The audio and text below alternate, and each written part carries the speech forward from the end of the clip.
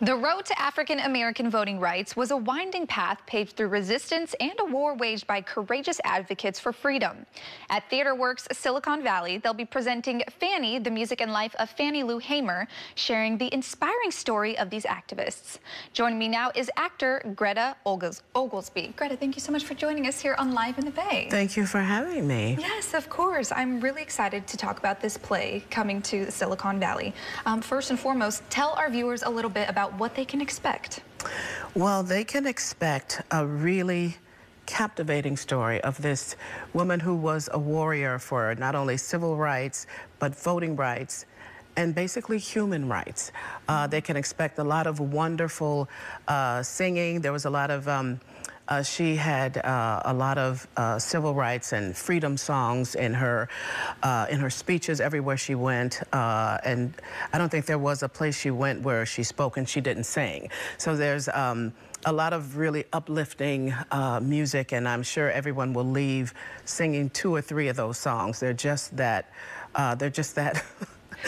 spirit lifting. Yeah. And so they can expect that. I've fallen in love with Fannie, and I think that audiences will fall in love with her too. Once they hear her story and just the power of what she brought to the civil rights movement, it's just, I'm such a fan now. I didn't know her life story. I heard her name, even as a black woman. I had heard her name many times, but I didn't know her story. And her story is so important, and I think it's so important for these days and times when they're looking to roll back some of the voting rights privileges, which is insane to me. Yeah. So it's such an important story to tell, and I'm glad that TheatreWorks took up the mantle and said, we're going to tell this story about this amazing woman right now. Well, let's get into the character, Fannie. I love that you mentioned you fell in love with her, and you said that the audience will as well. Why, or what characteristics about Fannie made you fall in love with her? Well, she was fearless, and she was a woman who obviously had a calling on her life.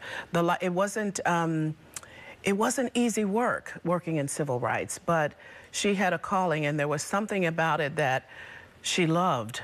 Because the work was so challenging, and once people see the story, they'll know what I'm talking about. But her life was challenging, and the work was challenging, but she got up every day and did it day after day after day. So there's a calling and there's a love for that work.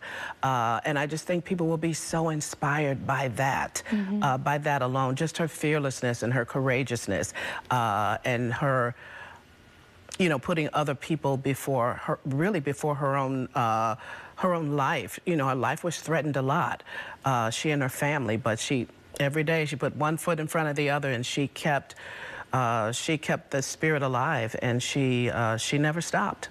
That's amazing. And for you, Greta, what does it take to get into character when it comes to Fannie? Well, it's I've done a lot of research, and her pictures are posted all in my dressing room for inspiration. And I just think, again, I think it's a story that needs to be told, and I've fallen in love with her. And every night I have to give it 110% because she's someone who really walked the earth. She wasn't, you know, a character that I pulled from a play that somebody just wrote. You know, she was a living, breathing human being, and I want to be so true to her life and to her legacy, because she still has, she has children and grandchildren who are still here, and this play is being done all around the country, and those people are coming to see this play. Oh, so, wow. Yeah, and so I have to do it justice, and I have to give it 110%, and with as much honesty and heart as I possibly can. Well, I'm sure you're going to do that and execute that just beautifully, Greta. But I would love to know, who are some other notable characters or maybe songs that people can expect if they come to see the play? Well, everybody knows This Little Light of Mine. Yes, I love that song. So that's one. Oh Lord, what's another one? And there, now right off the top of my head, I can't call them, but there will be so many songs that will be so familiar to people, and people will want to sing right along with Fannie. And I offer people that opportunity. Come on and sing with me, and people always do. So it'll be such a life-giving piece of theater that I think you won't see in a long time. So I just want people to come out. I think that once you leave, you'll feel like you've been to church. Ah, love that. You will feel like you've been to church, Yeah. and I think that people will leave thinking also, you know, what can I do to make a difference? What can I do to make a difference? Because we still have a long way to go. We've come so far, but we still have a long way to go in this country as far as, you know, civil rights is concerned and human rights is concerned. So that's what I hope people will leave with. I hope they'll leave inspired. They'll leave singing some of those songs, and they'll leave saying, what can I do to make a difference? And I'm glad that you mentioned that, Greta. When it comes to educating people, informing people of an important part of history, especially when it comes to civil rights, what do you hope, and maybe some of the other cast members hope, that people will take away specifically and learn from this play? Yeah, again, she's a lot of people don't know who Fannie Lou Hammer is because I think at the time, well, I know at the time, you know, most of the men who were out front or well, we're out front, we're lifted up, you know, the Martin Luther Kings, the Medgar Evers. But Fannie was right there. She was right there with them. And it's unfortunate that her name has kind of fallen by the wayside. So I just hope that people will leave and they will look up who Fannie Lou Hammer was and what her life was about. And again, I just think that she was a warrior that, and her story needs to be told. And I think, again, that people will just, the way that Tim Bond has staged this, I think people will just, I think they'll just fall in love with her. I think they will, and they'll want to know more about her and what her real true life story was. I believe that too. I can see the passion in your eyes. I can see how much it means to you. And actually, I'd like to elaborate on that. Personally, for you, Greta, what does it mean to be able to play this role?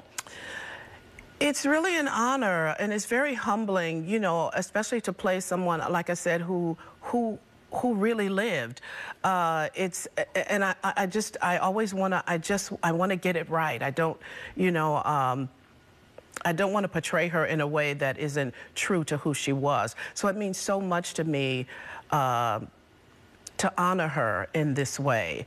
Again, I think that Tim has done such a beautiful job in pulling out all of those intricacies and making her such a human being on stage, and that's what you'll see. And I know a lot of people are coming to see this. It doesn't matter what color you are, what walk of life. You'll just see this woman's humanity, and you'll be drawn by that. And I'm so drawn by that. And yeah, so I just feel really honored and humbled to be able to tell this wonderful story, because it's a really captivating story, and I'm so excited for opening night on I think it's Friday. Well, actually, I'm glad you said that. Can you tell us more about when people can watch it and where they can come see the play? Yeah, it's at the Lucy Stern Theater in Palo Alto, and it opens on, we have preview shows starting on the 8th, and it runs through April 2nd. Wonderful. So get those tickets. Run, don't walk. Make sure you run. Run over and grab the tickets. Run, don't walk. Well, thank you so much, Greta, for joining us here on Live in the Bay. We appreciate your time. My pleasure. Thank you so much.